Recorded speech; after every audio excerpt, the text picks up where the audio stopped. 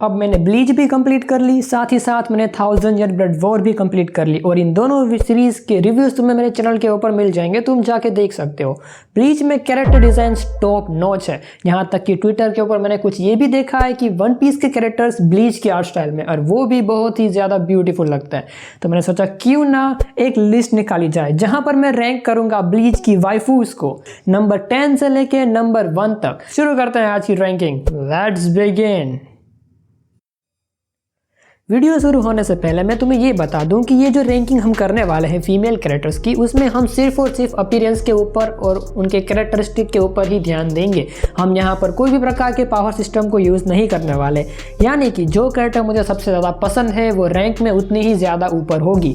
और इसको समझाने के लिए मैंने एक छोटी सी शायरी भी लिखी है। ये है एक प्रतियोगिता जिसके नियम बिल्कुल क्लियर, ये है एक प्रतियोगिता जिसके नियम बिल्कुल क्लियर, जिसके संतरे होंगे हेवी वो होगी टॉप टीयर। ओके, अगर तुम्हें ये शायरी पसंद आई है तो प्लीज़ वीडियो को लाइक करना, चैनल को नए हो बेशक सब्सक्राइब करना। बाकी शुरू करते हैं आज की रैंकिंग ऑनरेबल मेंशन के साथ। इस कैटेगरी में हम उन कैरेक्टर के ऊपर बात करेंगे जो टॉप 10 में आ सकते थे, लेकिन एट द एंड मैंने उन्हें टॉप 10 में नहीं रखा है। वो है सोईफोन एंड ईसाने।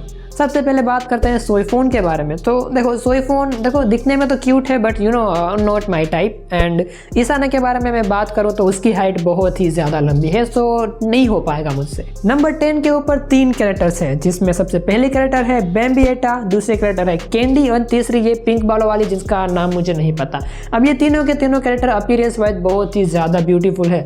यहाँ पर तुम आर्ग्यूमेंट ये कर सकते हो कि बैम्बिएटा को नंबर 10 के ऊपर क्यों रखा, ये थोड़ी सी ऊपर हो सकती थी, लेकिन इन तीनों के एंड में जो है वो सिमिलर चीज़ें होती हैं, जिसकी वजह से इन तीनों के ऊपर थोड़ा सा इंटरेस्ट मेरा कम हो गया था।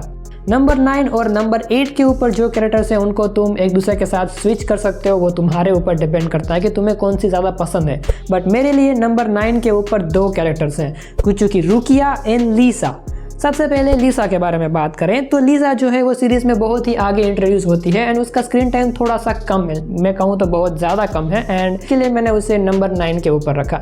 कुछ की रुकिया जो है वो बहुत सारे लोगों की फेवरेट कैरेक्टर है पूरे के पूरे ब्लीच में, बट पर्सनली मेरा कुछ इतना ज़्यादा अट्रैक्शन उसके लिए हुआ नहीं एंड मैं उसके लिए इतना ज़्यादा इंटरेस्टेड भी नहीं था, लेकिन उसकी बांकाई मुझे बहुत ज़्यादा पसंद आई थी, तो इसलिए वो नंबर 9 के ऊपर है। नंबर 8 के ऊपर है ननाओचा। या अब ये लड़की जो है वो कुचू की रुकिया को बीट इसलिए कर पाई क्योंकि इसकी जो जानपाक तो है, जो इसे फैमिली से बिलोंग करती है, ये जानपाक तो मुझे पर्सनली बहुत ही ज़्यादा पसंद आई। और 1000 ईयर ब्लड वॉर में इसका जो कैरेक्टर डिज़ाइन मुझे देखने को मिला, ऊपर से उसने जिस हिसाब से जानपाक तो यूज़ करी, वो कहीं ना कहीं मुझे रुकिया की बांकाई से ज़्यादा अच्छी लगी, तो इसीलिए ये नंबर 8 के ऊपर है। नंबर 7 के ऊपर है एक कैरेक्टर जिसका नाम है मीला रोब्स। अब इस लड़की को तुमने हारीबेल के साथ देखा होगा, ये लड़की लिटरली दिखने में जितनी ज़्यादा ब्यूटीफुल है उतनी ज़्यादा स्ट्रॉन्ग भी है।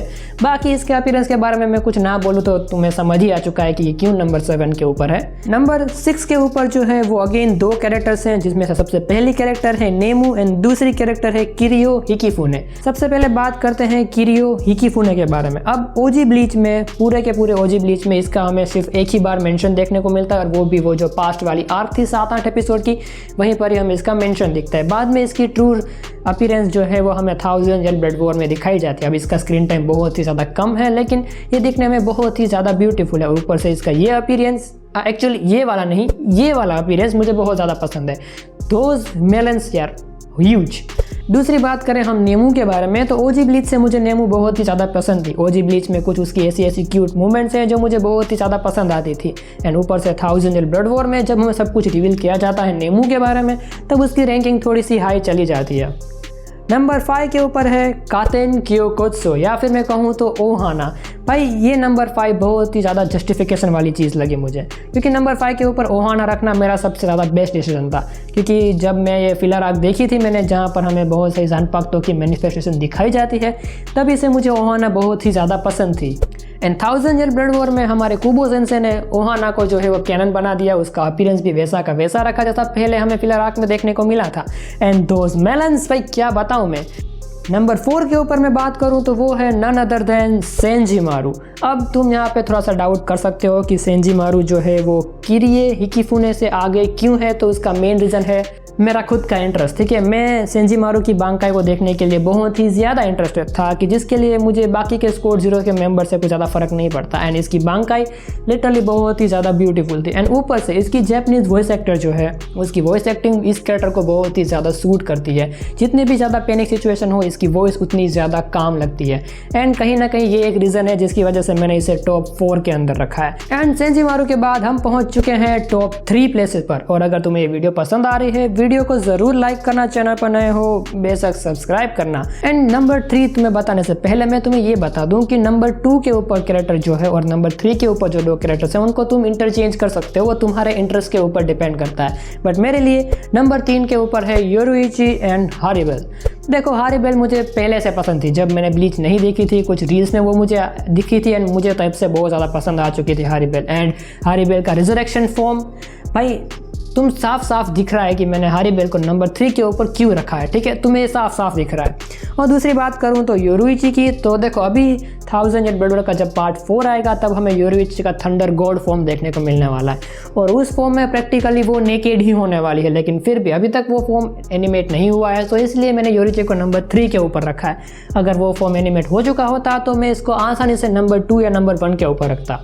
एंड अब नंबर 2 के ऊपर मेरी जो मोस्ट फेवरेट कैरेक्टर जो है वो है याचिरू उनोहाना। यहाँ पर मैं 1000 ईयर ब्लड वॉर की बात भी नहीं कर रहा। 1000 ईयर ब्लड वॉर से पहले भी मुझे उनोहाना बहुत ही ज़्यादा पसंद थी, क्योंकि एपिसोड नंबर 228 में कुछ ये देखने को मिला था। और सिर्फ एपिसोड नंबर 228 की बात नहीं कर रहे, बाकी के जितने भी एपिसोड में हमें याचिरू देखने को मिली है उसकी स्माइल मुझे बहुत ही ज़्यादा अट्रैक्ट करती है। ऊपर से उसकी जितनी भी जेंटलनेस, जिस हिसाब से वो हीलर है और जिस हिसाब से वो दूसरे लोगों से एकदम कामनेस से बात करती है, वो मुझे बहुत ज़्यादा अट्रैक्ट करती है। एंड उसकी अपीयरेंस के बारे में मैं कुछ ना बोलूँ तो वही ज़्यादा अच्छा। एंड ऊपर से 1000 ईयर ब्लड वॉर में हमें उसकी बांकाई देखने को मिलती है मिनाजुकी, जो कि मेरी फेवरेट बांकाई है पूरे के पूरे ब्लीच में। तो इन सभी चीज़ों की वजह से उसका रैंक इतना ज़्यादा हाई है। एंड अब नंबर 1 के ऊपर है नन अदर देन मात्सुमोतो रांगिकू। अब मात्सुमोतो रांगिकू के जो डिज़ाइन हैं वो 3 बार करीब चेंज किए गए हैं और ये तीनों के 3 बार वो हर वक्त ब्यूटीफुल ही लगती है। ओजी ब्लीच में इसका जो ये डिज़ाइन था उसमें वो बहुत ज़्यादा ब्यूटीफुल लग रही है। हमें एक पास्ट आर्क दिखाई जाती है 1000 ईयर ब्लड वॉर में, उसमें भी ये बहुत ज़्यादा ब्यूटीफुल दिख रही है। एंड 1000 ईयर ब्लड वॉर का उसका ये डिज़ाइन, इसमें भी वो बहुत ज़्यादा ब्यूटीफुल दिख रही है। एंड ऊपर से हमारी रांगिकू की जो मेलेंस है 109 सेंटीमीटर्स, मुझे बताने की ज़रूरत नहीं है कि मैंने इसे क्यों नंबर 1 के ऊपर रखा है। मेरे लिए Rangiku is the best waifu ever पूरे के पूरे ब्लीच में, ठीक है। तो देखो गाइस, ये थी मेरी रैंकिंग। अगर तुम्हें ये रैंकिंग पसंद आई है यार, वीडियो को लाइक करना, चैनल पर नए हो बेशक सब्सक्राइब करना। मुझे पता है मैं बहुत टाइम से ब्लीच के ऊपर कंटेंट बना रहा हूँ, सो अब एक नई सीरीज़ की हम शुरुआत करेंगे। तो यार गाइस, तुम्हें वीडियो पसंद आई, वीडियो को लाइक करना, चैनल पर नए हो बेशक सब्सक्राइब करना। अगर तुम्हारे पास वैसे कोई रैंकिंग तुम्हें बनाई है तो कमेंट में मुझे ज़रूर बताना, मैं उसको ज़रूर पढ़ूंगा। बाकी मिलता हूँ मैं तुम्हें किसी और दूसरी वीडियो के साथ। Till then, thanks for watching.